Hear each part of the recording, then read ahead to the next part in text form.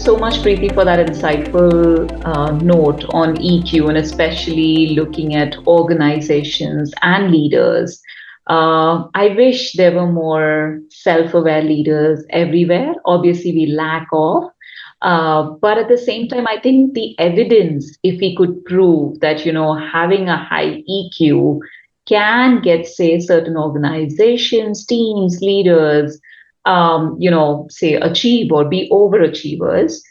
So maybe, what I'm getting at is a typical ask here of trying to see if there is a direct link between having a high EQ and tangible results, because hopefully we can motivate people to be, self-aware the other way around. So that's just one of the questions that comes to my mind right now, based on especially what you just shared with us. Wonderful. Thanks for that question. I think it's very important question on the EQ part of it. A lot of organizations today strive to be successful, and that's where, EQ comes into a place. So, especially organizational transformation is very complex, as I said, right? It involves a lot of challenges that comes in, because it also involves a lot of people coming in.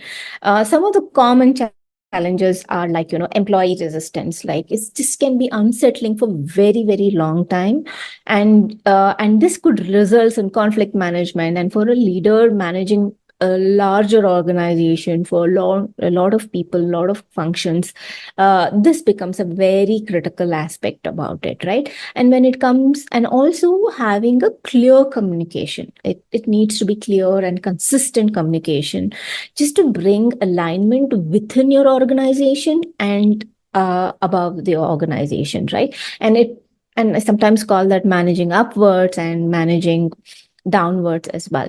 Now, here's where EQ comes into a very crucial organization play, and it helps leaders and employees to navigate through the emotional complexities. As I said, emotional complexities are very, very challenging, and mostly they becomes even more challenging when there is a change, any transformation, or any change, anything that moves towards the success. It's always there is a change. And let me tell you, the transformation always happens. Like I was saying, through my own career journey, right? There's multiple transformation.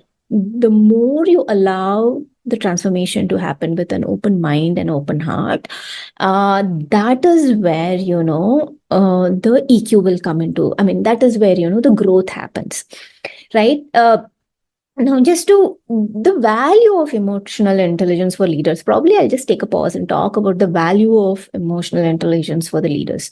When you advance your career, right, like achieving more success and getting fulfillment, there are areas of potential and growth that are still latent. They still are there. Then there's always a area of potential and growth that all of us have. Even now, for me, I do have. Even everybody goes through that, right?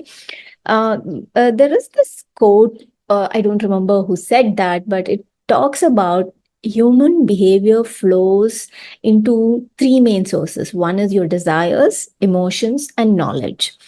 Right? For you to expand yourself, and it's very important for you to expand yourself, because the more you grow, then you bring the growth to your organization, your team, your direct reports, or whatever you call as such, right? So the more you expand yourself, your desire, your emotional self-awareness, discovery, and also building that unique relationship, right?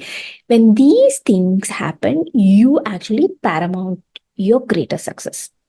One of the things as an executive coach, my role often is like being a guide for this inner process, right? So that you as a person can be able to identify that potential that is within you, right?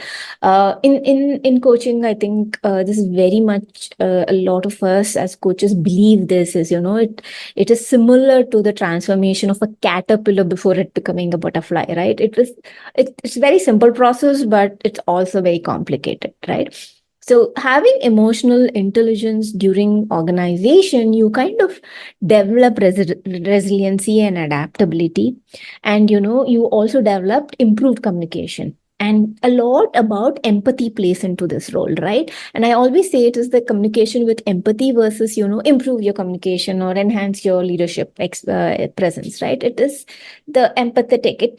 If you want to foster an environment where your people can express themselves openly and respectively, then that needs to have a communication very collaboratively and empathetically.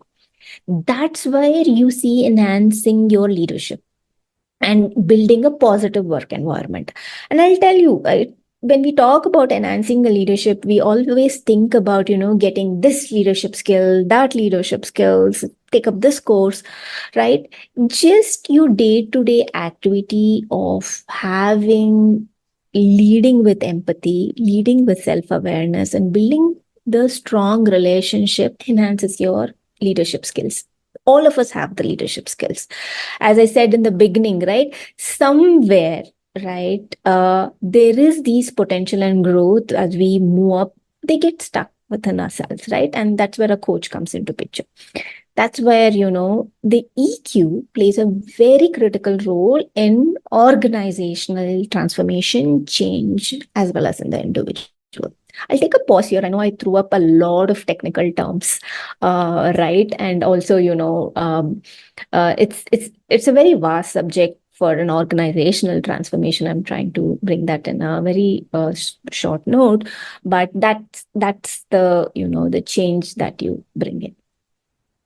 Thank you so much, Preeti, for sharing that. And I think it's definitely humbling to see someone who truly believes in the whole quotient of the inner wisdom and hence the EQ linkage there. I see a lot of synergies, from how your own journey has in fact helped you shape into helping others go through this as well. Any specific message that you want to share for people who are starting off the new year, with a maybe a higher EQ or something that they could do to enhance their EQ? Yeah, I think one of the things I would say that, it doesn't have to be as part of your new year goal, and it can be as part of any other part. And yeah, to be honest, Meera, I've stopped doing goals in my life. It's been like some time right now. But one of the things that I actually say is develop habits. And EQ and developing EQ is also developing like a habit, right? You will need to be self-aware. And how do you want, how, like, I think in the past few minutes, you've been talking, okay, be self-aware, be resilient. I think I'm sure a lot of us would be wondering, okay, now how do I know that I have to be self-aware? Right? How do I know I have to pause? How do I know I have to reflect? And what do I need to know? Right? And these are some of the habits that one can develop. And I always, as I said, I use a habit as versus a goal. And I don't look at habit developing at the end of the year. I kind of look at habit there. I use like first 21 days, and then I again repeat the habit for the next 21 days. So, do it twice at 48 days, and then reflect to it. How does it resonates with it? And by the end of 48 days, that would have become part of your habit, right? Very simple things that you could do. One of the important things that every leader and do is very critical about EQ is also about journaling and reflecting every day, reflecting through your meetings, reflecting through your especially crucial Mhm. conversation, right? Why did this happen? What were the emotions were played? What were your emotions? What were your other people's emotions, right? Especially when it comes to the crucial conversation, just writing down or thinking through that kind of helps through moving or managing yourself. It also talks about self-awareness and managing yourself, right? So that's one part of the habit that you could do, right? Another part is where where we talk about EQ is all about relationship building, right?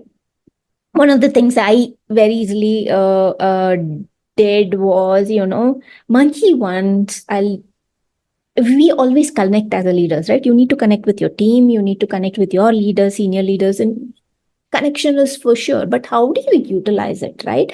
So how can I develop a deeper connection, and what is that I can do? So I kind of divide building a connection, like maybe three connections, and what is the value that I am going to give them, right? And what is the value that they are going to give me back? And it needs to be a very conscious relationship building, that whether you be in a particular organization, whether you move out of the organization because of your internal org changes, or you move out of the company, or you're an entrepreneur, it's very important that you build these relationships, right? Individuals come to me for coaching because they want to move up the ladder, right?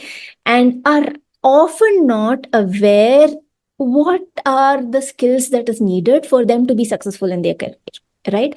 And most of the time we focus on one or two areas of their strength, and uh, improve that strength. What I basically say is, use your emotional intelligence to be a differentiator for you to move to your leadership and develop these habits, right? I'll tell you one simple things, right? One of the things through my reflection during my leadership I had was, I couldn't recollect names, and I used to mess up names. Right? Simple thing, right? It means a lot, by the way, for a lot of people. A lot of my team used to make fun of me, right?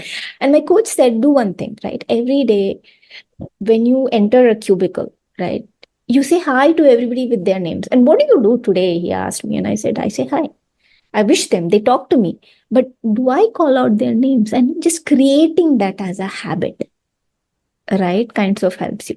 There's a very beautiful book called EQ 2.0, which is by Travis, and he's a very good known another EQ author. He divides these four realms into different section, and he puts in some of the habits that you can create, right? Take one habit, and as I said, right, create it for a month. Take one habit from all the four realms: self awareness, relationship, social skills, and time self management, right? You kind of build your habits versus building your goal. You will see the change and the transformation that would happen in your career. That is so enlightening, and definitely easy to follow tips on journaling, having these equations of even the whole mention of let's not have any more goals, or you've not had goals for a while now. That's like the quite the opposite of every time that we hear from anyone else. So definitely a lot of takeaways, and I definitely had a list that I was making a note of to make sure that even I get started on the journey. The self-reflective journey is definitely a longer path, but worth getting there eventually. However long it takes. So, with that, this has been a very, very high EQ building session for us, and we are grateful for having you here, Preeti. Absolutely loved having you on the podcast, and looking forward to having more EQ and high aware leaders around us. Thank you, Meera. As I said, right? I mean, if I would, the only thing I would say, if you're already in the leadership role, increasing EQ is probably one of the best investment you can make for yourself and your organization. Right? If you cannot manage yourself, how would you manage such big organization, right? A lot of EQ leaders inspire, and that's why I said developing a habit rather than the goal makes a lot of difference. And first of all, thank you for you and your team for making this space and allowing me to share my journey and the insights of my learning here. Thank you. Thank you so much, Preeti. Lovely having you here. Thank you, Meera.